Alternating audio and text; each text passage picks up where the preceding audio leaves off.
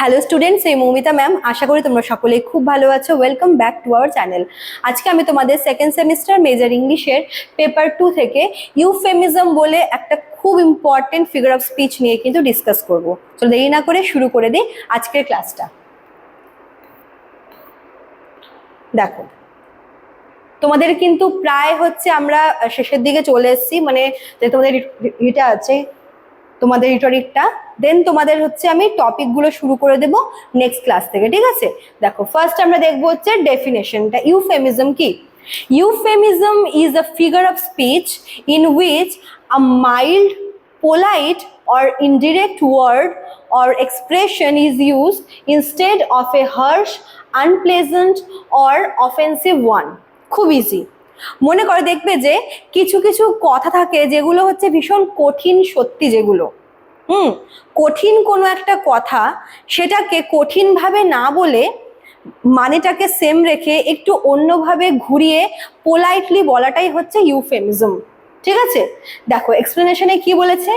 In euphemism, unpleasant or sensitive ideas are expressed in a softer and more polite way.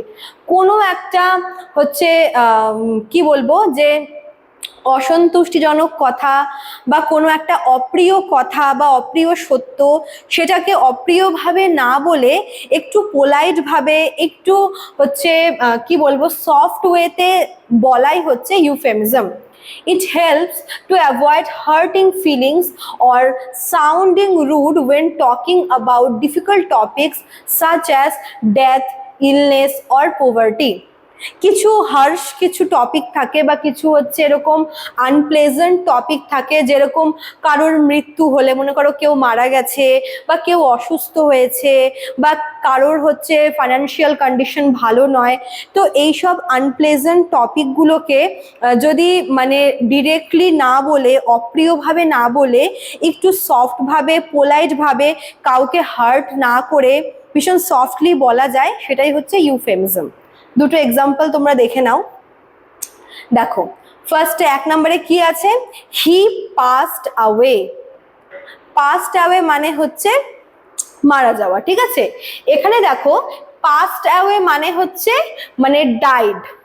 এবার এই যে মৃত্যু বা মরে গেছে, এভাবে মানে ডায়েড না বলে, এটা একটা হার্শ ওয়ার্ড, তো ডায়েড ওয়ার্ডটা মেনশন না করে যদি পাস্ট অ্যাওয়ে, তিনি চলে গেছেন বা সে চলে গেছে, এটা বললে কিন্তু একটু কম রুড শোনা যায়, ঠিক আছে? It sounds more gentle and polite. ডায়েডের থেকে পাস্ট অ্যাওয়েটা শুনতে বেশি পোলাইট লাগে, বেশি জেন্টল লাগে, আর শুনতেও কিন্তু খুব একটা খারাপ লাগে না, ঠিক আছে? মানে দেখো, ব্যাপারটা কিন্তু সেমই, চলে যাওয়া, মারা যাওয়া সবই এক, কিন্তু ডিরেক্টলি মরে যাওয়া এরকম একটা হার্শ ওয়ার্ড না বলে যদি একটু পোলাইট হয়ে বলে যে সে আর নেই বা সে চলে গেছে, এটা শুনতে অনেকটা বেশি জেন্টল মনে হয়, ঠিক আছে? আরেকটা দেখো example, she is economically disadvantaged, ঠিক আছে? Economically disadvantage, she is poor, সে গরিব, ঠিক আছে? এই যে পুয়ার, পুয়ার মানে গরিব, মানে কারোর ফাইন্যান্সিয়াল কন্ডিশনের ব্যাপারে বলা হচ্ছে, তো এটা একটা আনপ্লেজেন্ট টপিক। তো এটা যদি আমরা শি ইজ পুয়ার এরকম না বলে যদি আমরা ইকোনমিক্যালি ডিসঅ্যাডভান্টেজটা বলি, এটা অনেক বেশি পোলাইট মনে হয়, অনেক বেশি সফট মনে হয়, অনেক বেশি জেন্টল মনে হয়। তো কখনো কখনো কোনো হার্শ ওয়ার্ডকে হার্শলি না বলে যদি পোলাইট ভাবে বলা যায়, তাহলে শুনতে কিন্তু অত বেশি রুড বা অত বেশি খারাপ লাগে না। এতে করে কিন্তু জিনিসটা বদলে যায় না ঠিকই, কিন্তু একটা বলারও তো ব্যাপার থাকে। দেখবে যে কথা দিয়েও কিন্তু মানুষকে হার্ট করে। তো যদি এরকম ভাবে না বলে কাউকে মনে করে যে সে ভীষণ গরিব, এটা না বলে যদি সে তার আর্থিক অবস্থা অতটা সামঞ্জস্যপূর্ণ নয় বা তার আর্থিক অবস্থা অতটা সচ্ছল নয়, এরকম বললে কিন্তু জিনিসটা অনেক বেশি পোলাইট আর জেন্টল মনে হয়, ঠিক আছে? তো এটাই ইউফেমিজম।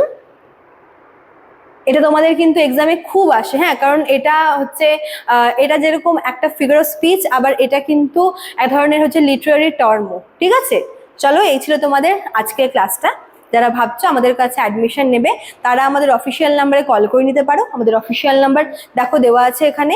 এছাড়াও কিন্তু এখানে কোর্স ফি রয়েছে মেজর আর মাইনর দুটোর জন্যই। এছাড়াও তোমরা চাইলে আমাদের কোর্স কিন্তু পারচেস করতে পারো আমাদের অ্যাপ থেকে। আমাদের অ্যাপের নাম দেখো কর্নারে দেওয়া আছে। চলো আজকে এতটুকুই থাকলো, দেখা হচ্ছে নেক্সট ক্লাসে। Thank you.